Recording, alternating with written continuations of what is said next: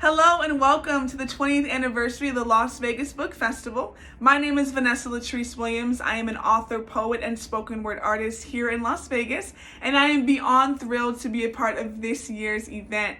I've been writing poetry since I was 11 years old, so anytime I get a chance to share my craft and my passion with others, I am so honored to do so. So thank you guys so much again. So the pieces that I've decided to share with you guys today have actually all been written in the last 4 years.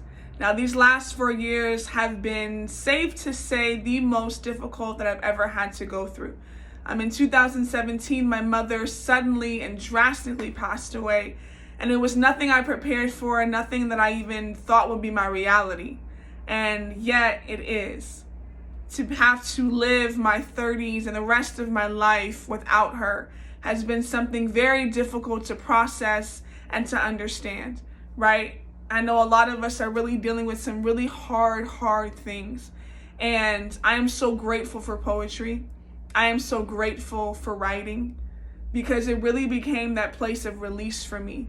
In the times of confusion and uncertainty and doubt and fear, I was able to write things out.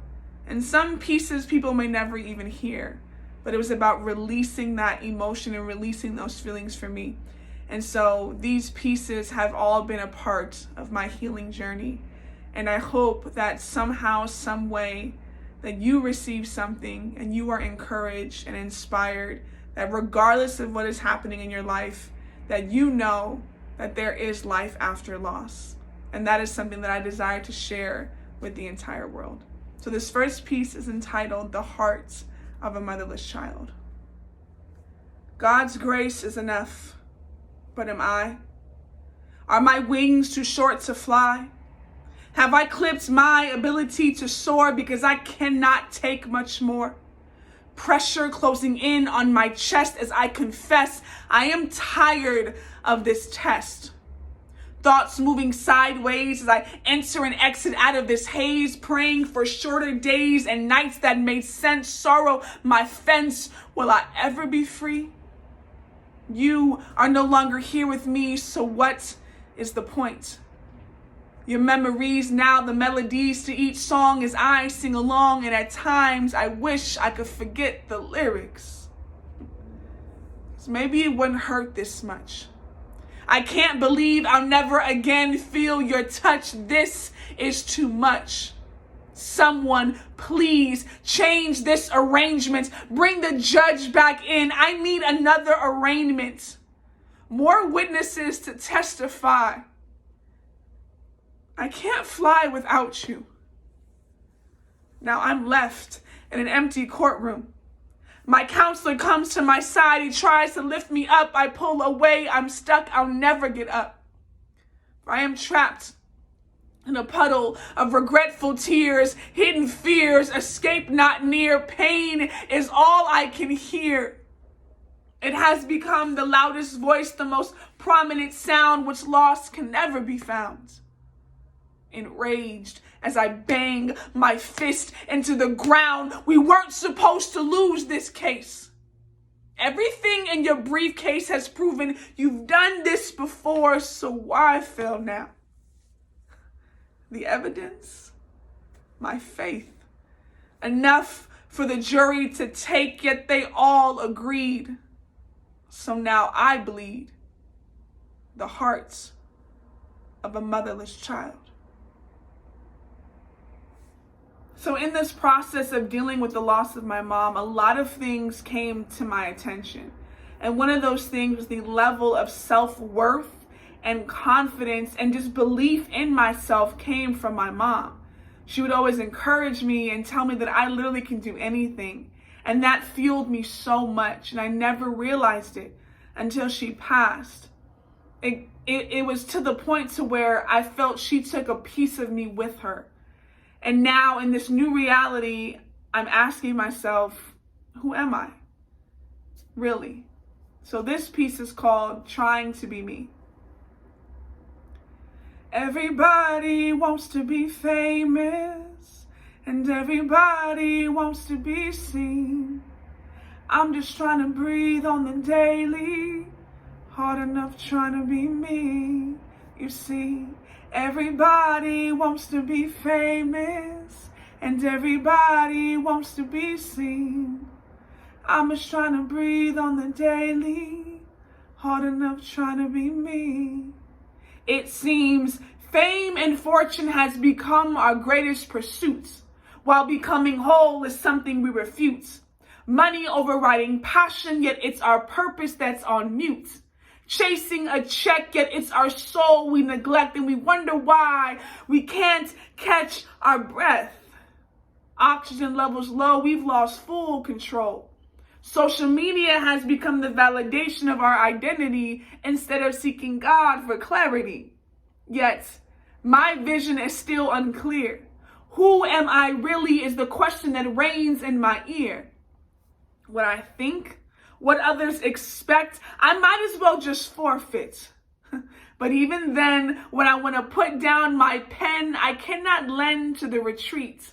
As if there is something like fire burning on the inside of me that just won't let me be. Still, searching the scriptures to get a picture on how I fit in all this complexity. Longing for peace, yet rejecting the king. Maybe it's not meant to be. You see, everybody wants to be famous, and everybody wants to be seen. I'm just trying to breathe on the daily, hard enough trying to be me. One of the biggest words of advice that I can give anybody that's dealing with grieving and loss and things like that is to make sure you don't jump into relationships, right? Your heart is in a very tender place, and it can be easy and even, tempting to want to try to dole down that pain with another person. And I found myself doing this, whether it was just going on random dates or actually getting into a relationship I had no business being in. And we think it's helping our pain, but in essence, it could be creating more down the line. So this piece is called Never. I believed you when you said you loved me. Took every word as a dose of medicine designed to cure my infection. Life dripped from your adjectives and verbs like an IV straight to my bloodstream. See, I became a fiend. Addicted to wisdom, hooked on truth, a slave to a new mentality that was actually setting me free. See, I was becoming a better me. Advancing in self-worth, your words gave birth to a confidence I never seen. You corrected me in love and loved me into truth, and I began to change. And never once did you call me out my name. But then you began to pull away. Oh, but I believed you when you said that we should just be friends until our lives stopped shifting. It seemed as if there was something I was missing, but I trusted you in spite all that I was risking. See, I longed to hear your voice. It was a thing that kept me wishing. But as our conversations continued, our progression became lame. 3 months had passed and nothing seemed to change. We didn't talk about us anymore. Only focusing on you, my mind drowning in uncertainty. Now what do I do? Oh, but I believed you when you said that we should focus on our relationship with Christ. That foundation should be set before we move to the next step. And of course, I believed you. We were in the same book, on the same page, writing on the same line. We had the same goals in mind. I thought. See, I couldn't believe you when you said that our purpose was fulfilled and now we are through. As if we weren't just talking about wedding dresses and location venues. As if relocation wasn't mentioned and we weren't just seeking God for his direction. As if plans weren't being scripted and our future being laid, but now it's all over. A decision has been made. No, I couldn't believe what you said. Until I no longer heard your voice and your face didn't pop up on my screen. The match was lit, this added gasoline, and I began to burn. Sadness, anger, and rage. I was becoming a slave again.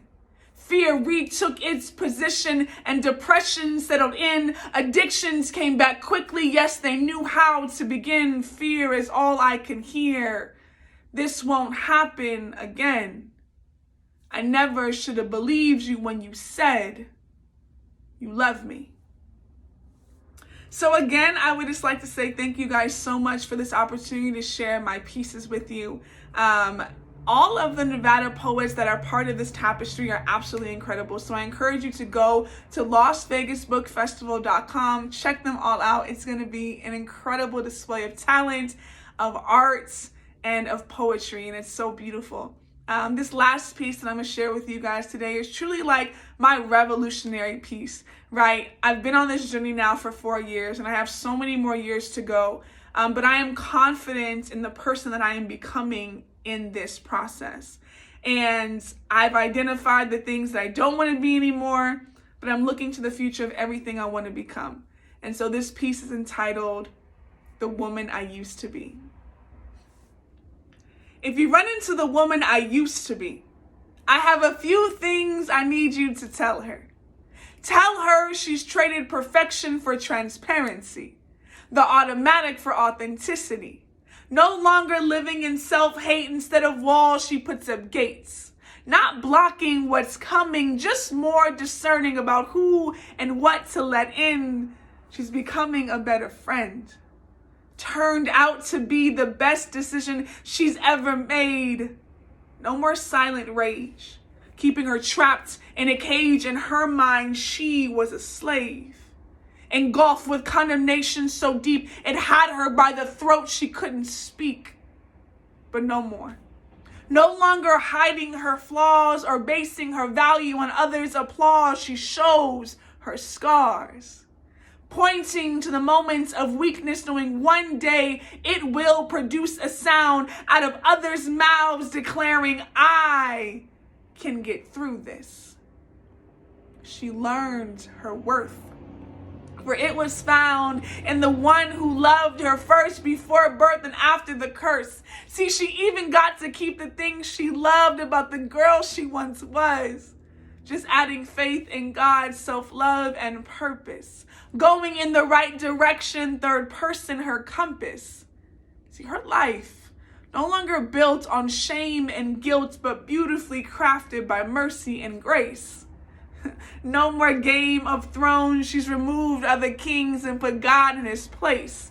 For she came face to face with the mask of her enemy, but choosing the right image and denying all false identity. Her broken pieces will be used for God's glory. The world will know her story. And oh, one more thing.